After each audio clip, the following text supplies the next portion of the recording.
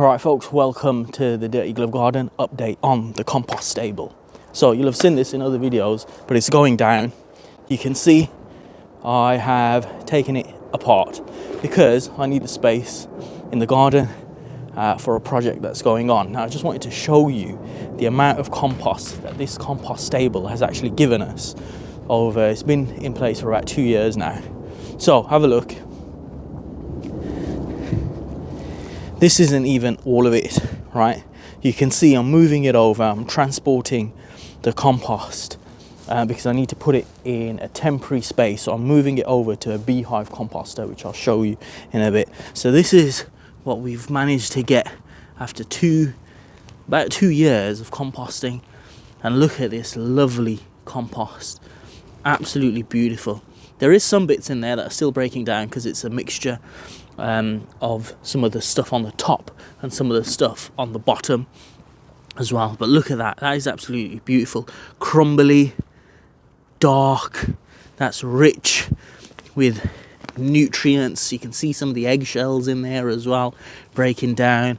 And there was loads of worms in there as well. So really rich compost there. And that is just from the stuff, everyday stuff, grass clippings in the garden, the leaves, chuck the leaves in there, chuck the grass clippings in there, all the kitchen scraps, of course, cardboard, all of that's household, nothing, there's no horses here, no horse manure or anything like that going in there, or cow manure or whatever it is, and that's literally it, and that's a massive amount. So I'm moving it over, I'm putting it into these 30-litre buckets, and I'm moving it over for now, temporarily, into this beehive composter. And you can see that that is full, so have a look at that as well.